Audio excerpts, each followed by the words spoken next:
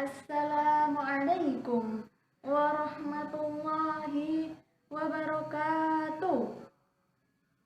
Alhamdulillahirabbil alamin. Wassalatu wassalamu ala asyrafil anbiya'i wal mursalin sayyidina wa maulana Muhammadin wa ala alihi wa sahbihi ajma'in. Amma ba'du. Pertama, marilah kita panjatkan rasa puji dan syukur kita kehadirat Allah Subhanahu wa Ta'ala, yang mana atas karunia serta rahmatnya lah kita semua dapat mengikuti tausiah pada hari ini dalam keadaan sehat walafiat. Tak lupa sholawat serta salam semoga senantiasa tercurah limpahkan kepada panutan kita semua, yakni Habibana wa Nabiyana Muhammad sallallahu alaihi wasallam. Berikut keluarganya, sahabat, tabi'in, tabi'at, hingga kepada kita selaku umatnya. Amin ya rabbal alamin. Ustadz, ustazah yang saya hormati, serta teman-teman yang saya cintai. Berdirinya saya di sini akan menyampaikan sebuah tausiah dengan judul Keutamaan Membaca dan Menghafal Al-Quran. Al-Quran merupakan wahyu yang diturunkan oleh Allah Subhanahu wa Ta'ala kepada Nabi Muhammad Sallallahu Alaihi Wasallam sebagai penerang, petunjuk, dan pedoman, serta rahmat yang kekal abadi, sekaligus menjadi mukjizat dan bukti akan kebenaran risalah Rasulullah Shallallahu Alaihi Wasallam. Allah memerintahkan kepada kita agar senantiasa membaca Al-Quran, sebagaimana firman-Nya di dalam surat Al-Kahfi ayat 27. Bismillahirrahmanirrahim. Watlu ma uhiya ilaika min kitabi rabbik, yang artinya, dan bacakanlah apa yang telah diwahyukan kepadamu, yakni kitab Tuhanmu, Al-Quran. Hadirin yang dirahmati oleh Allah, sebagian orang malas membaca Al-Quran, padahal di dalamnya terdapat petunjuk untuk kehidupan di dunia dan di akhirat.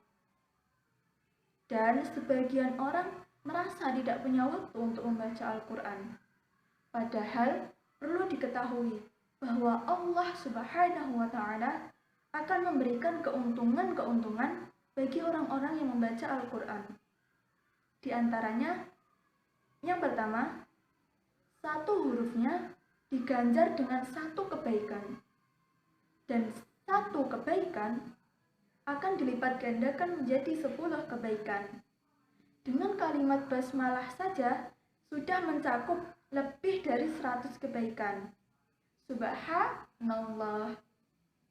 Yang kedua, akan menghapus dosa bagi orang yang terus-menerus membacanya hingga menjadi kebiasaannya. Dan yang ketiga, Al-Quran akan menjadi syafaat di hari kiamat kelak.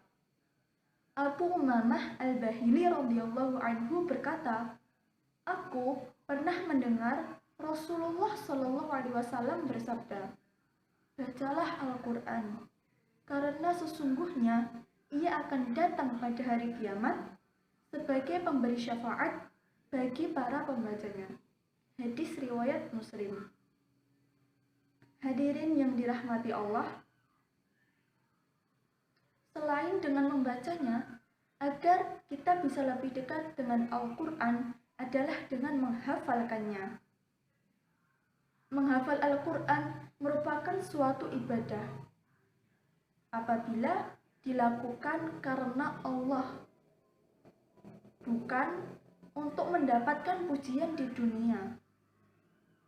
Salah satu ciri orang yang berilmu menurut standar Al-Quran ialah orang-orang yang memiliki hafalan Al-Quran. Allah berfirman di dalam surat Al-Ankabut ayat 49. Bismillahirrahmanirrahim. Bal huwa ayatum bayyinatum fi suduril ladzina utul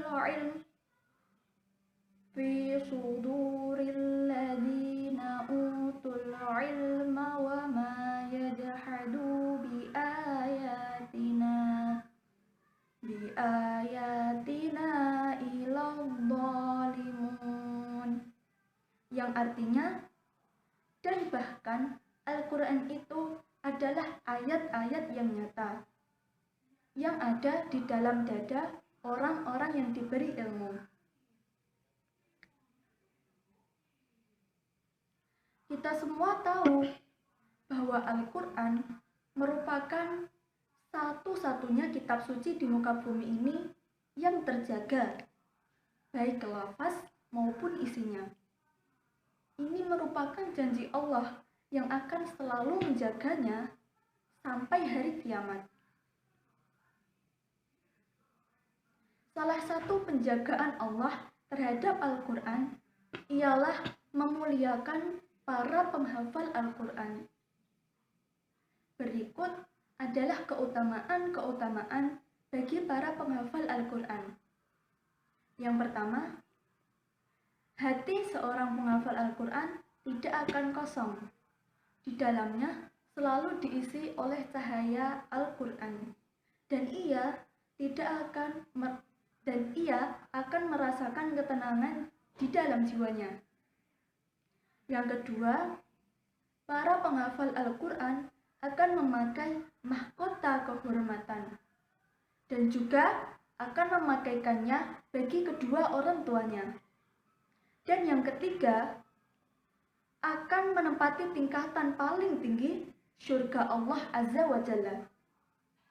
Kata Rasul, jumlah tingkatan-tingkatan surga sama dengan jumlah ayat-ayat di dalam Al-Quran.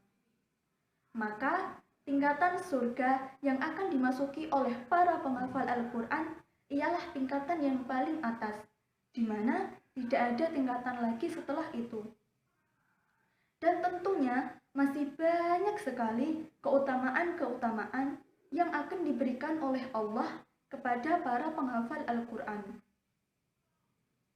Hadirin yang dirahmati Allah, semoga Allah menjadikan kita sebagai hamba-hamba yang senantiasa mencintai firman-firman-Nya, senantiasa membacanya, dan sedikit demi sedikit menghafalkannya. Dan yang paling penting, tidak lupa untuk mengamalkannya. Amin ya rabbal alamin. Cukup sekian yang dapat saya sampaikan. Semoga apa yang saya sampaikan tadi dapat memberi manfaat bagi kita semua. Apabila ada salah kata, saya mohon maaf. Wabillahi taufik wal hidayah. Wassalamualaikum warahmatullahi wabarakatuh.